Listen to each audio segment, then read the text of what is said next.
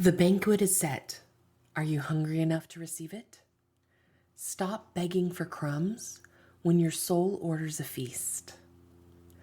There is a table set in your honor, linen draped, candle lit, and glorious, dripping with everything your heart has ever whispered for, and a few miracles so beautiful your mind hasn't even known to ask for them yet. But before you sit, before you accept that full body yes, there's a reckoning that must happen. Because so many of us, rebels, healers, world shakers, are still out here nibbling on the scraps. We've grown accustomed to hustling for crumbs. We've spiritualized scarcity and called it surrender. We've normalized struggle and we've called it strength. We've wrapped ourselves in humility so tight it cuts off our circulation. We say things like, I'm just grateful for what I have, as if more makes us greedy. We defer our desires to someday, as if patience is the same as poverty. We tone it down, shrink it back, taking pride in needing little, as if needing nothing is a badge of honor rather than a trauma response.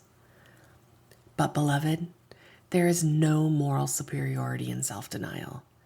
There is no revolution in starving yourself of joy, abundance, intimacy, ease, or support.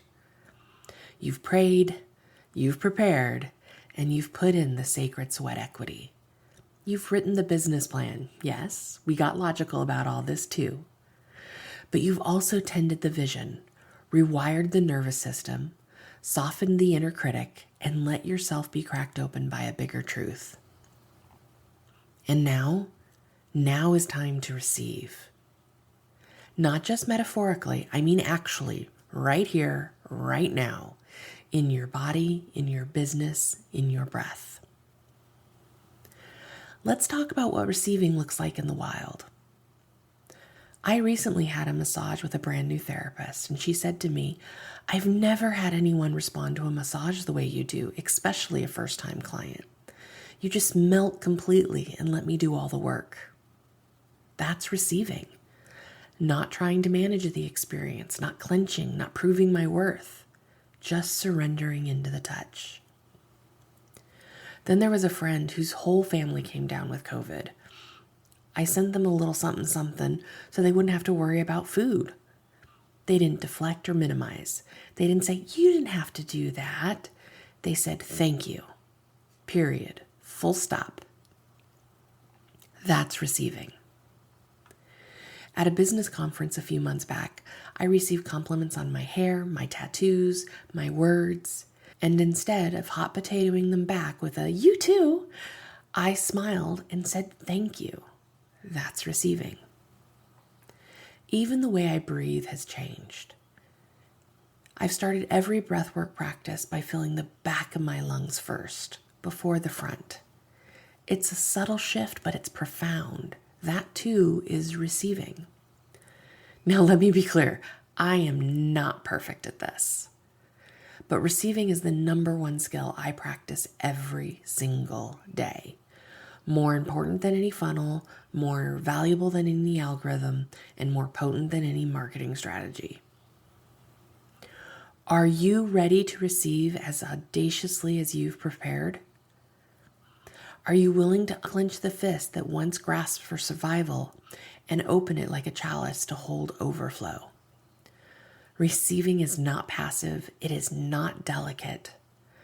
Receiving with audacity means showing up hungry, willing to feel your appetite, willing to take up space, willing to taste all of it, the risk, the beauty, the decadence, and the glory.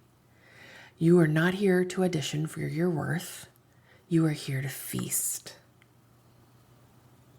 Some reflection questions for you.